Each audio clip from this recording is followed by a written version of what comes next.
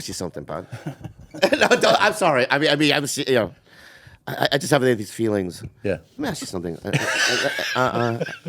Yeah. I show up Saturday. Yeah. Big show, 14,000, 15,000 people.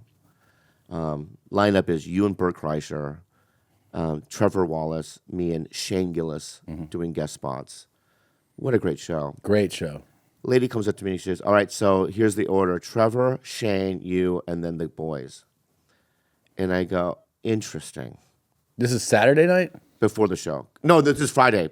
Friday. Friday, because remember I asked, I got on my hands and knees and I begged you. I already changed it. No. Remember I begged you? Yes. Okay.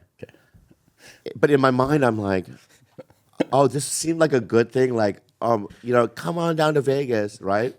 They're going to love you.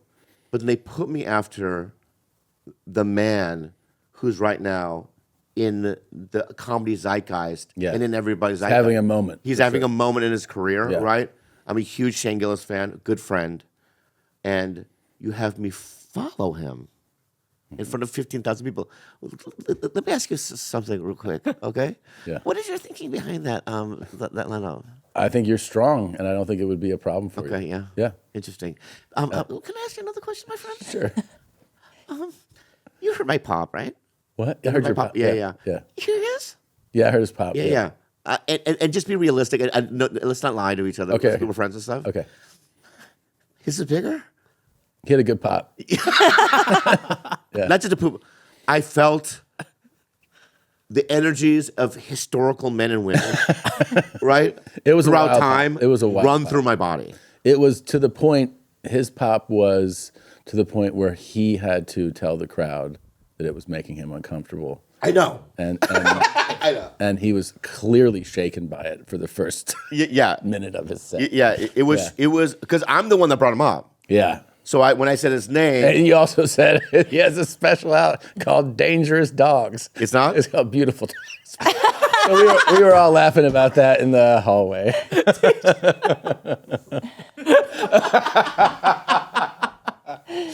But what? here's the thing.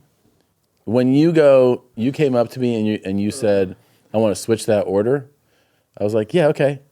Yeah. It wasn't a big thing. It wasn't a big thing at all. I think I got on my hands and knees too early. I think you made it. I should have asked first. Yeah. I went to blowjob first. Yeah. Yeah. I was like, I should have asked first.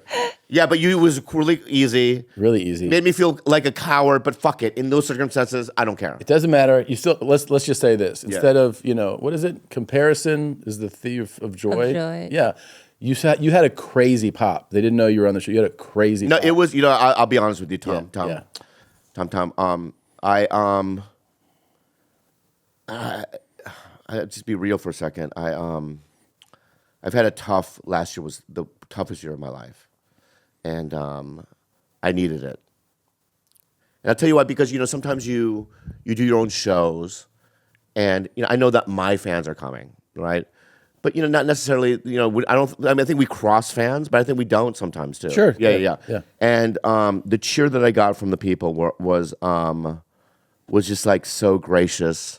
And they were truly excited to see me. I remember walking to the stage. Yeah. And you can't even comprehend, because let's be honest, before podcasting, I was a 300-seat, 500-seat club guy. And the most I would get is Schaumburg Improv, which is like 550 or 600, which is huge for me. When I used to sell it out, I was so grateful. You know what I mean? But this was, when you're doing it, you can't really. If you realize what's going on, it might freak you out, actually. Yeah. So there's something you compartmentalize. Is that the right? Got it. Yeah. You're doing stand up in front of a basketball arena. Yeah. Yeah. So you kind of go, you got to figure it out, and then I go, and then once you hit the stage, you go, I think I know how to do this. And you killed. I did great. You killed. Yeah, but I really needed that pop, and it was really, really, and in fact, let's get to the good things you've done for me, man. Okay. Because we've talked about when I first met you at Oddball, and you did that thing for me where you picked me up and stuff. Yes. Right? We were talking about that, but ever since then, and I would have to say that for Bert as well.